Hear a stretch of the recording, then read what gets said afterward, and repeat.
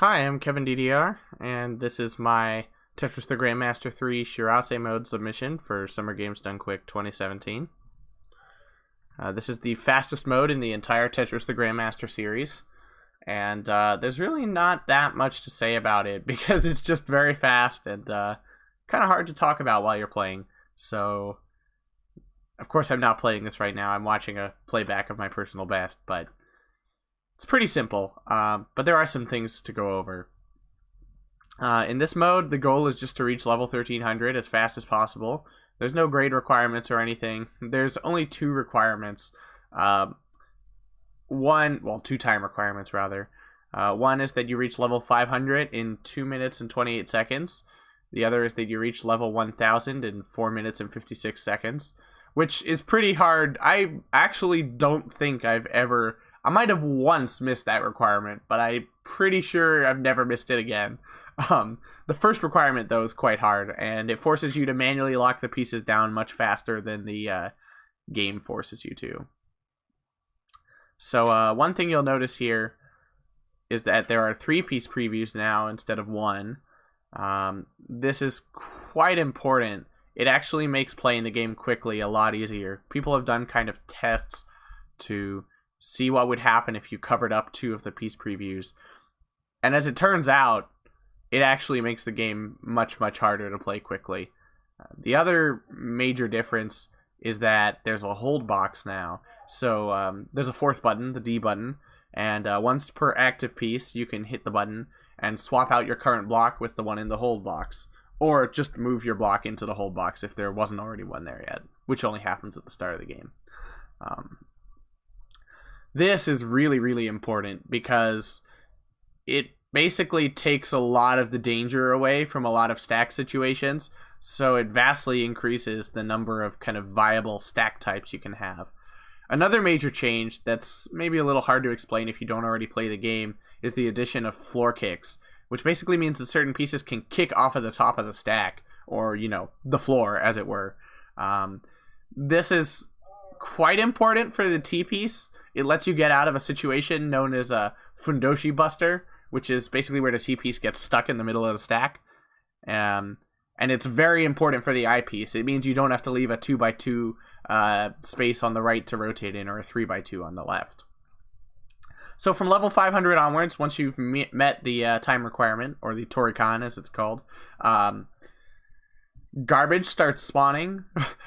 Basically, every few levels, it just copies your bottom line upwards one, which can get really bad. Now, in this video, what you're seeing me do is, I set it up just right so that I basically just have an extension of my Tetris well getting copied up.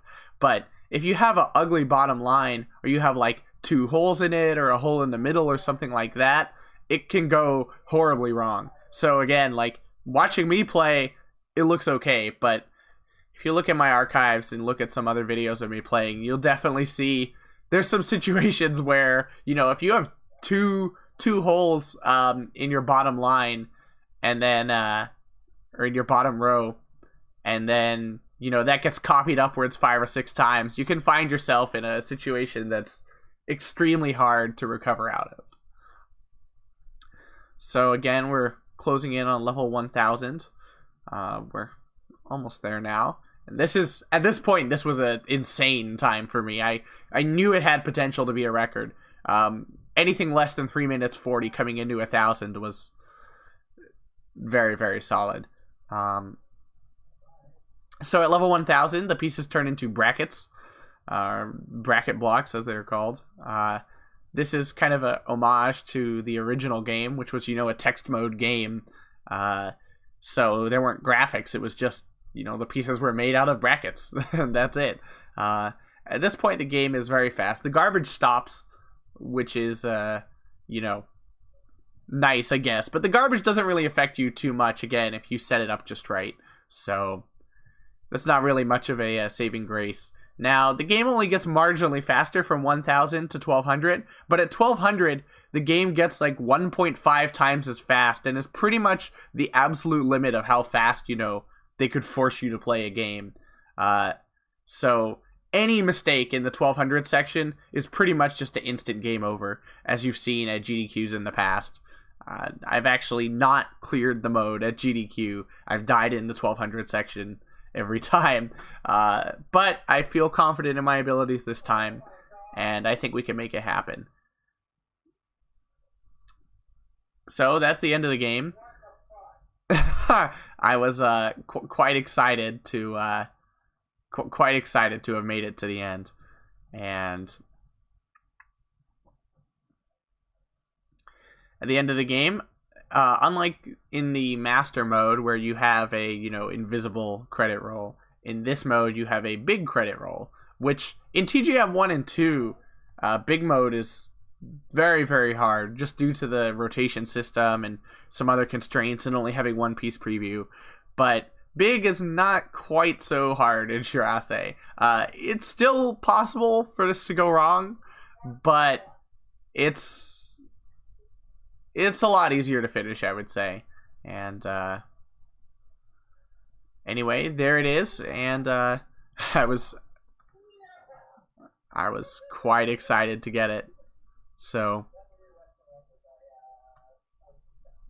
that was at the time a record by 14 seconds, which I was, I'd say, pretty pleased with. So anyway, I hope you enjoyed the video, and thanks for watching. I'll see you in the next submission video. Have a good one.